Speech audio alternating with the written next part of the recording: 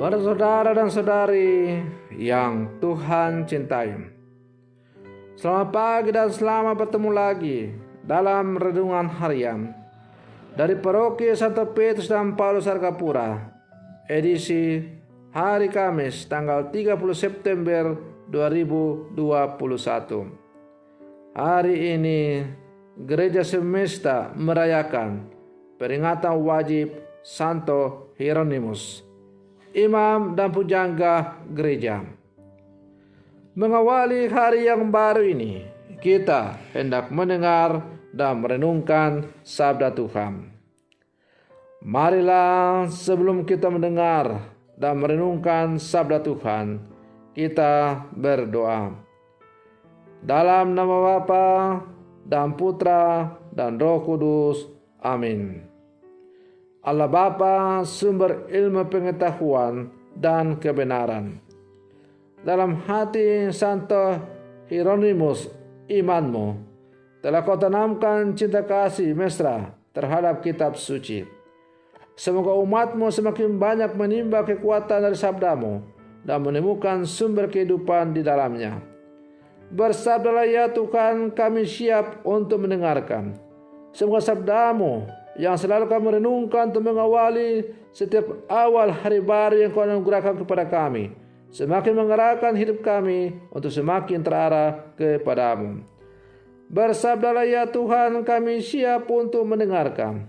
Terpujilah Engkau Bapa, Putra dan Roh Kudus, kini dan sepanjang segala masa. Amin.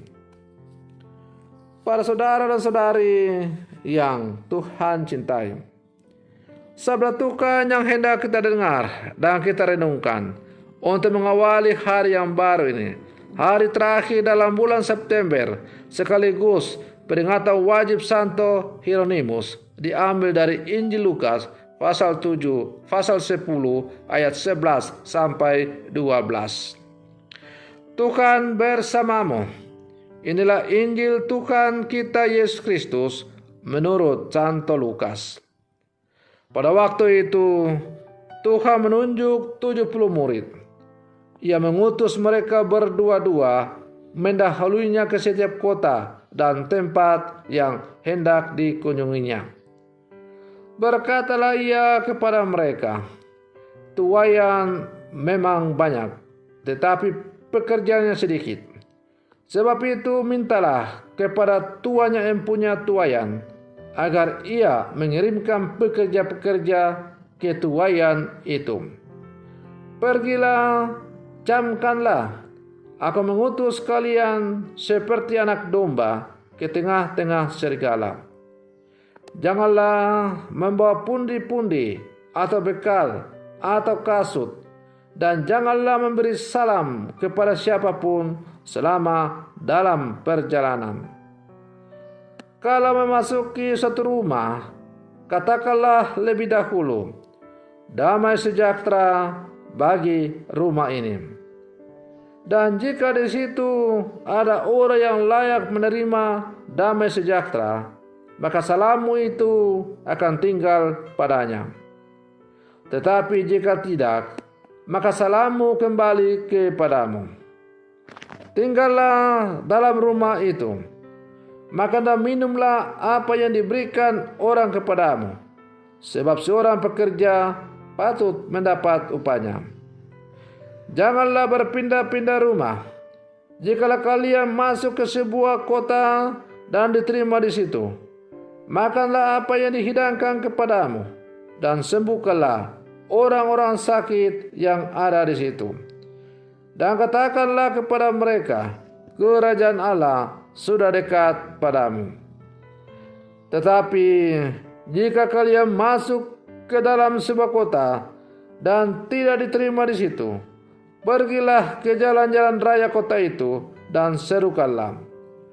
Juga debu kotamu yang melekat pada kaki kami bebaskan di depanmu.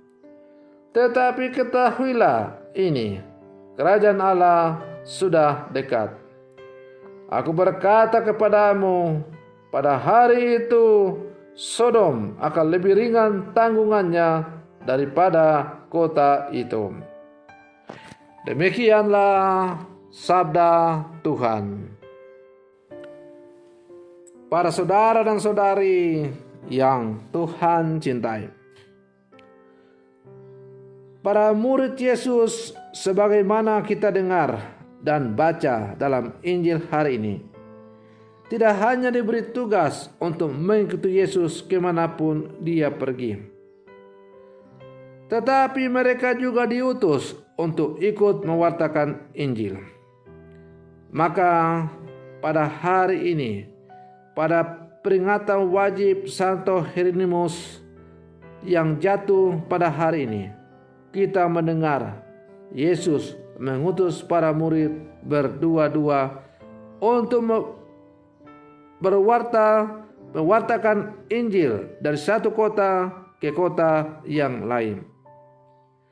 Yang menarik, sebelum mereka berangkat, Yesus berkata bahwa Ia mengutus mereka seperti anak domba di tengah serigala.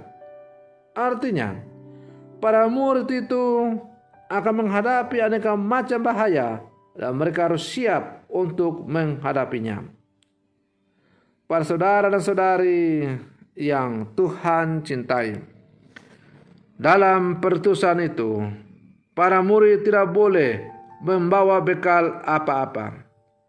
Mereka harus mempunyai keberanian, hati yang tabah, pikiran yang kreatif, dan selalu yakin bahwa Allah menyertai mereka.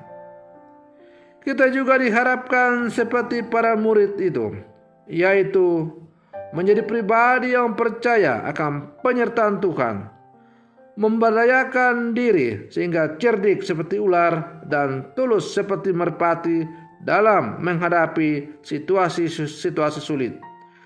Tidak mudah menyerah dan tetap berpikiran jernih. Dengan demikian, kita selalu menemukan cara yang tepat dalam menghadapi banyak tantangan.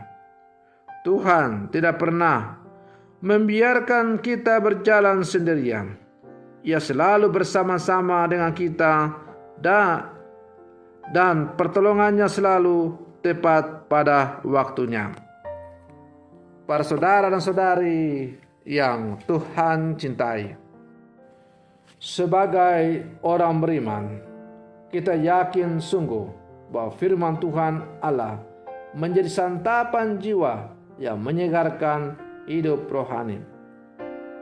Maka kedekatan dan keakraban dengan firman Allah menjadi utama bagi kita. Santo Hieronymus telah mendedikasikan hidup kepada Kristus dan sabdanya. Dalam firman-Nya, ia menemukan harta yang sangat berharga. Dengan mencintai firman Allah, kita menemukan Allah yang tidak pernah lelah mewayukan diri kepada gereja. Para saudara dan saudari yang Tuhan cintai, Santo Hieronymus dikenal sebagai orang yang sangat rajin membaca firman Allah. Karena itu, ia sering dijuluki sebagai kitab Injil yang hidup.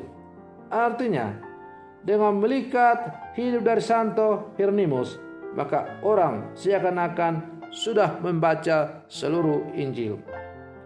Para saudara dan saudari yang Tuhan cintai, sebagai murid-murid Yesus yang hidup di zaman sekarang, memang kita perlu mencontoh teladan hidup dari Santo Hieronymus yang selalu menjadikan sabda Tuhan sebagai pijakan dalam menjalani kehidupan. Maka dalam seluruh kehidupan kita pun, kita harus mampu menjadikan sabda Tuhan untuk menjadi pijakan kita dalam setiap langkah kehidupan kita. Dan itu hanya bisa terjadi apabila kita selalu akrab, bercakap-cakap dengan Tuhan, dengan merenungkan, membaca dan merenungkan firman-Nya. Para saudara dan saudari yang Tuhan cintai, maka marilah dalam seluruh kehidupan kita semakin mencari Allah dan berjuang untuk menemukan Dia dengan cara rajin membaca, merenungkan, dan menghayati firman yang kita baca dan dengar setiap hari. Maka semoga hidup dan panggilan kita semakin terarah kepada Yesus, seperti yang telah dicontohkan oleh Santo Hieronymus kepada kita.